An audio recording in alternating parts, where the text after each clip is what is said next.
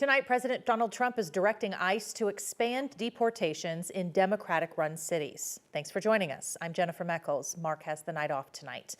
In a social media post tonight, the president called on ICE, quote, to do all in their power to achieve the very important goal of delivering the single largest mass deportation program in history.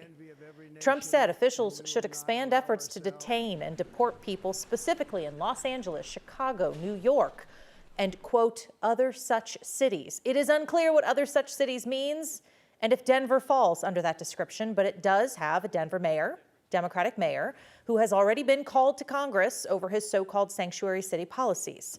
This all comes after weeks of increased immigration enforcement. ICE is aiming for 3,000 arrests per day, up from about 650 per day during the first few months of Trump's second term. This also comes one day after millions of people across the country came out to protest against the Trump administration. The No Kings protests saw thousands turn out here in Denver and across Colorado. Police say that those protests remain peaceful throughout the day on Saturday. There was a different story starting in the evening, resulting in 35 arrests during protests. 9 News reporter Angeline McCall spoke with our legal expert about what happens next. Across the metro, largely peaceful protests. Then as the day wore on, Saturday evening, friction between law enforcement and protesters at a demonstration organized separately from the No Kings protest earlier that afternoon. Denver police say at one point, protesters tried to get on the highway to continue their march, and officers used non-lethal tactics to keep them out. In Denver, 35 people were arrested. Considering the thousands of people involved in the protests, I think the number of arrests was surprisingly small. 9 News legal analyst Scott Robinson reviewed the charges. Most are municipal offenses, meaning lower-level charges than a misdemeanor, like failure to obey a lawful order or interfering with police. Robinson says many of these cases may not even make it to trial. Many of the Black Lives Matter protesters had their cases dismissed because the reality is prosecutors know that people who are protesting are not there to, in general, to commit crimes. They're there to have their voices heard. Ultimately, it will be up to the city attorney's office to pursue most of these charges that are currently filed. Angela McCall, 9 News. Again, we want to stress that the planned protest in Denver, the No Kings protests, peaceful most of the day, as were the sister protests in cities around the state. People joined protests pushing back against policies of the Trump administration. People we spoke to there at those protests said they were frustrated with the administration's immigration crackdown and deportation policies. They also expressed general disapproval over how President Trump is running the country. All of that sentiment shared from Denver, as well as the other protests where we stopped by yesterday, such as Parker and Golden. Breaking news from Minnesota tonight. The man accused of shooting 2 state lawmakers and their spouses, killing one of the couples, has now been taken into custody. Police say the suspect is 57-year-old Vance Bolter. He's accused of shooting and killing Minnesota State Rep Melissa Hortman and her husband, as well as shooting and injuring State Senator John Hoffman and his wife. The Hoffmans are both out of surgery and recovering in a local hospital. The search for Bolter spanned a nearly 2-day-long manhunt, more than 100 officers searching the area near where the shootings happened. Police said they got more than 400 tips from the public.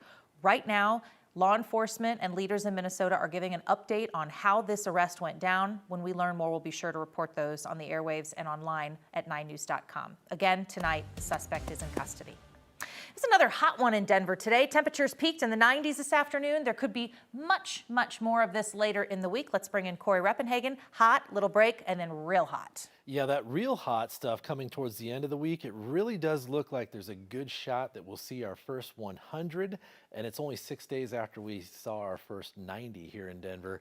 Right now, though, man, what a very comfortable night across the Denver area. Temperatures into the 70s after hitting the 90s today. Not too much activity showing on the live radar picture right now, and they have scaled back the severe thunderstorm watch. The only storms are in Nebraska right now, and we could see a very similar scene as we get into tomorrow, as that will be the bullseye again. Temperatures will also be warm again into the 90s. 90s across the Front Range, Northeast Plains, 75 up in Winter Park. It's that time of year where we head to the hills to escape the heat. Here's the headlines, though. We're tracking a change coming on Tuesday. Possible rain and severe weather along the Front Range with a good cool down.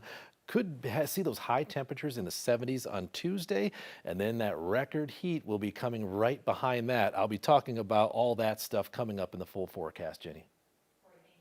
Today was the last day of skiing for the season at A Basin, but people trying to get there ran into a literal roadblock. The Summit County Sheriff's Office says a landslide shut down Loveland Pass today. The Sheriff's Office says that happened on Highway 6, about a mile into Clear Creek County. Now the road is closed from just east of A Basin to Loveland Ski Area. No people and no cars got caught in this slide. That's good news. Loveland Pass, though, is still closed tonight. CDOT says there is no schedule at this point for reopening. Safeway workers in 4 Colorado cities are on strike after contract negotiations failed between the union and parent company Albertsons. UFCW Local 7 says workers are striking at retail grocery stores in Estes Park, Fountain, and Pueblo, plus a distribution center in Denver. The union says these strikes started small to bring awareness to the contract negotiations, but also limit the impact to shoppers. Workers say they have wanted Safeway Albertsons to address staffing and what they call poverty-level wages. Safeway sent us a statement tonight saying, in part, they remain committed to productive discussions with the union. They also say they are negotiating in good faith to reach an agreement. Schools here in Denver and around the country are facing declining enrollment. And after 2 back-to-back years of school closures for Denver Public Schools, the district is once again talking about potentially closing schools. But the district tells our Rachel Krause that wouldn't happen yet. Yeah, DPS is talking about what's ahead for the district in the next 5 years. And while the dip in enrollment is serious, they stress they have no plans to talk about closing schools anytime soon. Denver Public Schools is once again talking about enrollment drops, big ones. We're forecasting 6,000 fewer kids by 2029, which would be an 8% decrease in the number of students who are living in Denver and attending DPS. I think it's a little more than what I thought. Dr. Carrie Olson, the DPS school board president, says birth rates are dropping and people are moving out of Denver. Enrollment decline is hitting the district hard, even with thousands of new-to-country students. It's not enough to stem that, and we don't know how long they'll stay. We brought in so many students, but then many left to try and find better places to live. Housing is always a challenge, but it has helped. Of the new arrivals who we got last school year, we have retained 60% of them. Andrew Huber studies DPS's enrollment. He says the district has already taken action to address the drop in students. In 2023, the board voted to close 3 schools. Last fall, the board acted again. We just closed 7 and redesigned 3, so it's our hope that we've bought 3 to 5 years of not having to close any schools. And more closures are likely. If we see the declines that we're forecasting in the next 5 years, I expect school closures to be a conversation that we come back to during that time. Those plans still years down the road. As of right now, we are not thinking about closing any schools in the near future. We are not predicted to have this precipitous drop, feeling the full effects in 2030. So I would imagine within the next 5 years, the board will entertain closing schools, but it's not like we're going to do this next fall. Olson says they want to be upfront about the issue now, so the community is ready to tackle this in the years to come. Another sigh of relief for many parents and school leaders. On Thursday, the board approved a 4-year hiatus on school closures through a policy that would limit how often they're able to close schools. Now, there are exceptions. They can still propose closures if there is a substantial change in student enrollment, in funding levels, or in the case of an unexpected emergency. In Denver, Rachel Krause, 9 News. Denver police are investigating a deadly overnight shooting that happened near Coors Field. They say it happened on Blake near 22nd, just after midnight. When officers got there, they found one victim, took that person to the hospital, and that person later died. But police at this point have not offered any more information about the shooting, the victim, or the suspects. Colorado State Patrol is asking for the public's help in trying to figure out what happened to a cyclist who was found dead on the side of the highway in Garfield County this weekend. CSP says around 10:20 this morning, troopers responded to Highway 82 near milepost 10, close to Carbondale, after somebody reported a deadly crash involving a cyclist. Troopers found the man's body on the westbound side of the road. CSP says he was wearing dark colors. He was next to a red and white bike. They do not know what caused his death. They're calling this an unknown incident. CSP says he seemed to be traveling from Carbondale. Anybody with information is asked to contact Colorado State Patrol. We have that information on our website, 9news.com.